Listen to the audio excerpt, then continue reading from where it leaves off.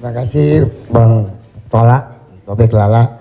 Ustadz, tadi Ustadz cerita bahwa Rasulullah juga bergurau, tapi gurauannya itu tidak pernah berdusta, dan itu yang tidak boleh kata Rasulullah. Sementara teman-teman pelawak sadar atau tidak sadar, lawakannya itu banyak berdustanya juga Ustaz, cari-cari mengada-ada kan, karena memang tujuannya untuk membuat orang tertawa. Tapi kalau saya kan, maaf, saya bukan pelawak, saya peragawan Ustaz, jadi peragawan pakaian anak-anak.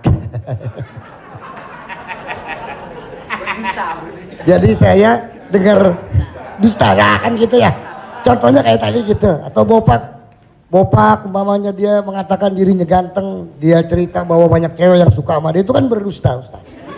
Iya kan, fitnah kan. Kita Willy. Enggak, tapi kalau soal ketampak.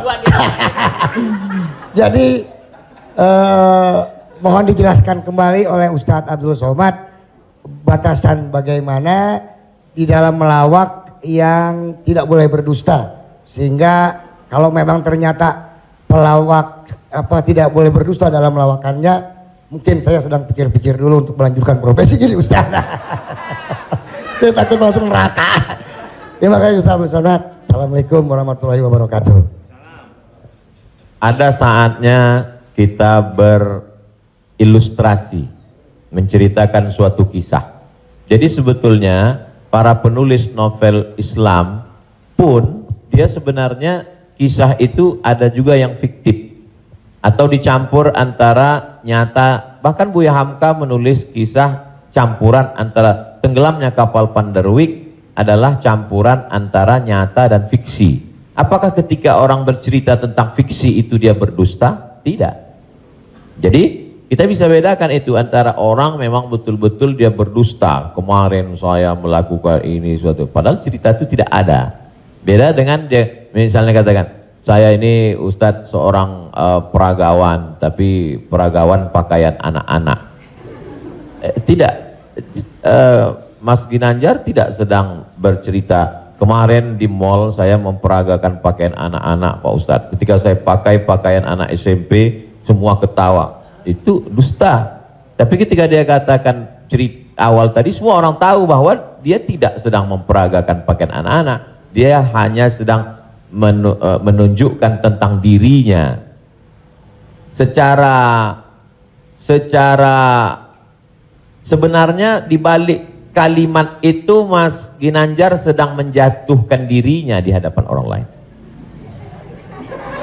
Kan? Dan kita tertawa dengan dia menjatuhkan dirinya. Mohon maaf, bahwa beliau mengatakan fisik saya seperti anak-anak dan saya andai pun menjadi peragawan hanya sesuai memperagakan pakaian anak-anak.